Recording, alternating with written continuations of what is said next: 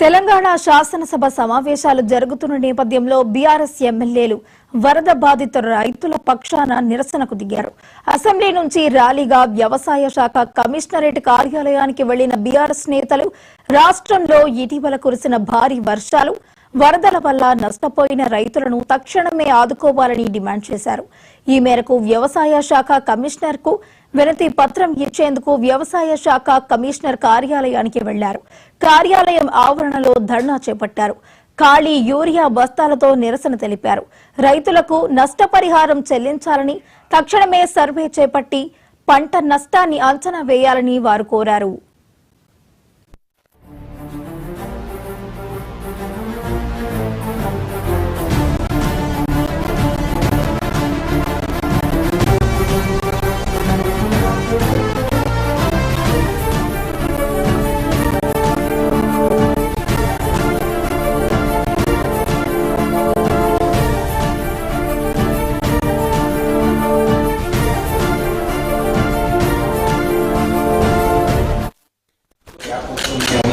కేంద్రం దృష్టికి మనం తీసుకెళ్తూ ఉన్నాము. మెయిన్ 2 days మీరు అగ్రికల్చర్ డిపార్ట్మెంట్ మంత్రి గారి దృష్టికి తీసుకుపోయి ఉండవచ్చు.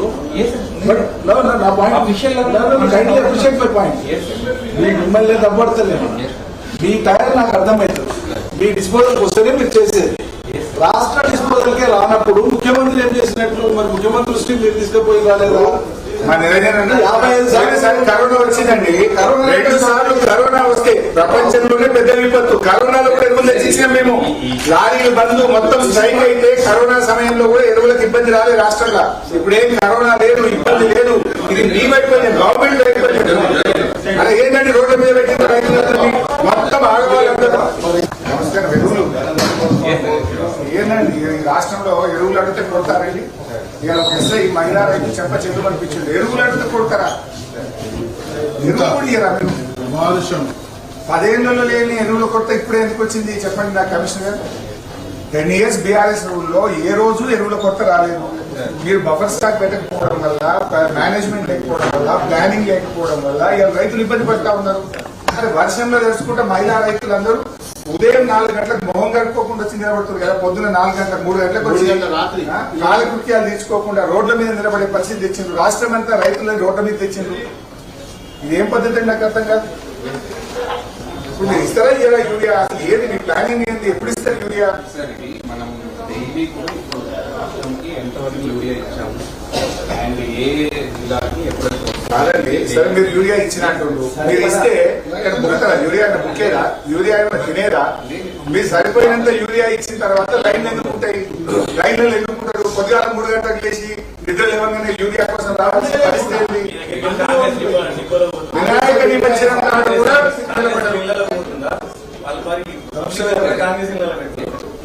I went to the agriculture department in the last 2 months.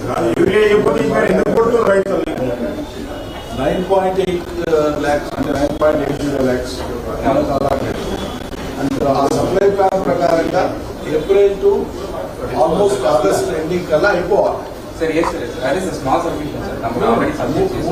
3 లక్షల పైచలకు మెట్రిక్ టన్ల ఎందుకు మనకు మైనస్ అయింది? ఎందుకు కొరత వస్తుంది?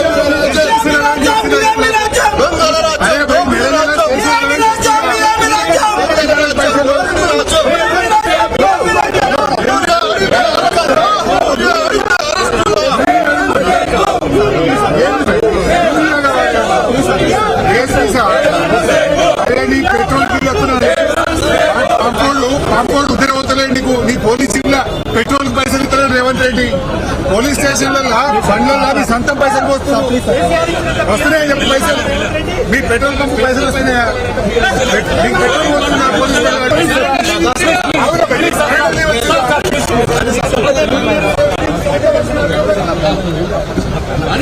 రేవంత్ రెడ్డి రేవంత్ రెడ్డి రేవంత్ రెడ్డి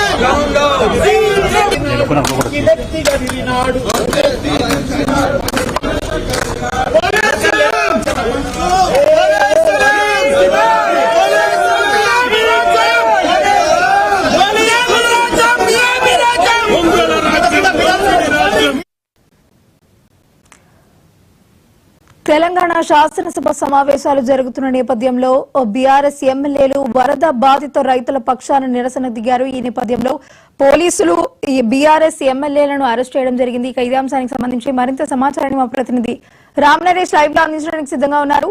రామ్ నరేష్, చెప్పండి.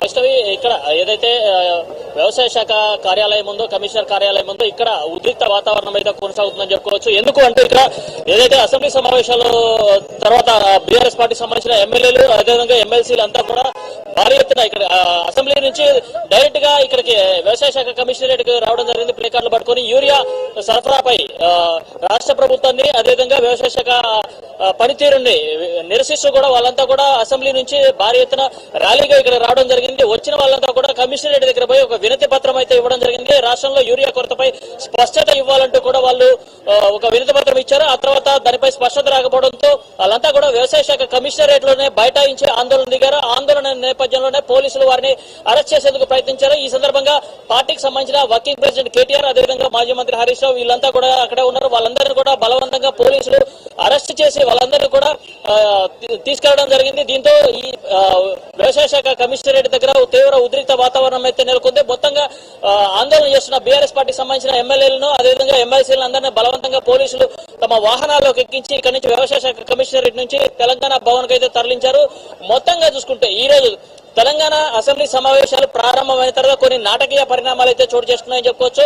ఎందుకంటే అసెంబ్లీ సమావేశాలు ప్రారంభమైన తర్వాత కొద్దిసేపటికి అంటే ఏదైతే జూబ్లీహిల్స్ మాజీ ఎమ్మెల్యే జూబ్లీహిల్స్ ఎమ్మెల్యే ఎవరైతే ఉందో ఆయన ఇటీవల అనారోగ్యంతో చనిపోవడం జరిగింది. ఆయన అసెంబ్లీలో సంతాపం ప్రకటించారు. ఆ తర్వాత సభ వాయిదా పడ్డది, రేపటికి వాయిదా పడ్డది. మరికొద్దిసేపట్లో బీఎస్సీ సమావేశం అయితే జరుగుతుంది. ఈ నేపథ్యంలోనే బీఆర్ఎస్ పార్టీకి సంబంధించిన ఎమ్మెల్యేలు అదేవిధంగా ఎమ్మెల్సీలు రాష్ట్రంలో యూరియా కొరత ఎక్కువగా ఉంది, రైతులు చాలా ఇబ్బంది పడుతున్నారు, ఒకవైపు వరదలు ఒకవైపు యూరియా కొరతతో చాలా ఇబ్బందులు పడుతున్నారు, దీనిపై ప్రభుత్వం నిర్లక్ష్యంగా వ్యవహరిస్తుందంటూ కూడా వాళ్ళంతా కూడా ప్లే కార్డులు పట్టుకుని ప్రభుత్వానికి వ్యతిరేకంగా యూరియా కావాలంటూ కూడా నినాదాలు చేసుకుంటూ అసెంబ్లీ నుంచి ఏదైతే ఎల్బీ స్టేడియం దగ్గర ఉన్న వ్యవసాయ శాఖ కమిషనరేట్ ఉందో అక్కడ వరకు కూడా భారీ ర్యాలీగా వచ్చారు. వచ్చిన తర్వాత వాళ్ళ కమిషనరేట్ ని కలిసి అక్కడ వినతి పత్రం అయితే ఇవ్వడం జరిగింది. యూరియా కొరత ఎంత ఉంది, దానికి సప్లై ఎంత, ఎక్కడ పైనుంచి ఎంత సప్లై వస్తుందని దానికి సంబంధించి సమాధానం చెప్పాలని చెప్పేసి, రైతులకు ఎలాంటి ఇబ్బంది లేకుండా చూడాలని చెప్పేసి వాళ్ళు వినతి పత్రం ఇచ్చారు. దీనిపై స్పష్టత రాకపోవడంతోనే యూరియా సప్లైపై స్పష్టమైన ఆదేశాలు అంటే హామీ ఇచ్చే వరకు తాము కదలమంటూ కూడా కమిషనరేట్ కార్యాలయం ముందు బైఠాయించి ఆందోళన దిగారు. దీంతో అనుమతి లేకుండా ఆందోళన చేస్తారంటూ కూడా బీఆర్ఎస్ పార్టీ ఎమ్మెల్యేలను ఎమ్మెల్సీలను పోలీసులు బలవంతంగా వాహనాల్లోకి ఎక్కించి ఇక్కడి నుంచి అయితే తరలించిన పరిస్థితి. దీంతో ఇక్కడ ఈ పరిసరాలు కమిషనరేట్ పరిసరాలు చాలా తీవ్ర ఉద్రిక్త అయితే ఏర్పడిందని చెప్పుకోవచ్చు. మొత్తంగా యూరియా చుట్టూ రాజకీయాలు అయితే జరుగుతున్నాయని చెప్పుకోవచ్చు. యూరియా కొరతపై బీఆర్ఎస్ పార్టీకి సంబంధించిన ఎమ్మెల్యేలు కానీ ఎమ్మెల్సీలు కానీ తీవ్ర స్థాయిలో ప్రభుత్వంపై విమర్శలు చేస్తున్న పరిస్థితి. ఎందుకంటే రాష్ట్రంలో యూరియా కోసం గతంలో కేసీఆర్ ప్రభుత్వంలో ఉన్నప్పుడు ఎక్కడ కూడా యూరియా కొరత రాలేదు. కానీ కాంగ్రెస్ ప్రభుత్వం ఇందిరమ్మ పాలన వచ్చిన తర్వాత ఇక్కడ యూరియా కొరత వస్తుంది. లైన్లలో చెప్పులు కానీ అదేవిధంగా ఆధార్ కార్డులు ఇవి పెట్టుకుని లైన్లలో నిలబడాల్సి వస్తుంది. కొంతమంది రైతులు దెబ్బలు తినాట యూరియా కోసం అధికారులకు కాళ్లు పట్టుకోవాల్సి వస్తుంది. మరోవైపు రాష్ట్రంలో ఉన్న యూరియా కొరతపై ప్రభుత్వం ఇప్పటివరకు స్పష్టమైన ప్రకటన చేయకపోవడాన్ని వాళ్ళు తీవ్రంగా విమర్శిస్తున్న పరిస్థితి. కేంద్ర రాష్ట్ర ప్రభుత్వాలు యూరియాపై కొంత రైతులను మోసం చేస్తున్నాయంటూ కూడా బీఆర్ఎస్ పార్టీకి సంబంధించిన మాజీ మంత్రి హరీష్ రావు గానీ అదేవిధంగా కేటీఆర్ విమర్శలు చేస్తున్న పరిస్థితి ఉంది. మొత్తంగా చూసుకుంటే బీఆర్ఎస్ చేసిన ఆందోళన ఏదైతే ఉందో ఆందోళన ఉద్రిక్త దారితీయడంతో పోలీసులు వాళ్ళందరినీ కూడా బలవంతంగా అరెస్ట్ చేసి స్టేషన్ కి అయితే తెలంగాణ భవన్ కి అయితే తరలించడం జరిగింది. దీనికి సంబంధించి అంటే యూరియా కొరతపై ప్రభుత్వం స్పష్టమైన హామీ ఇవ్వలేదు కాబట్టి రేపు జరిగే అసెంబ్లీ సమావేశాలు ఏదైతే ఉన్నాయో ఆ అసెంబ్లీ సమావేశాల్లో కూడా దీనిపై తాము నిరసన వ్యక్తం చేస్తాము. ప్రభుత్వంపై స్పష్టమైన ఆదేశాలు రావాలని చెప్పి అంటే యూరియా ఎంత కొరత ఉంది, రాష్ట్రానికి ఇప్పటివరకు ఎంత సప్లై అయింది, మరి ఎంత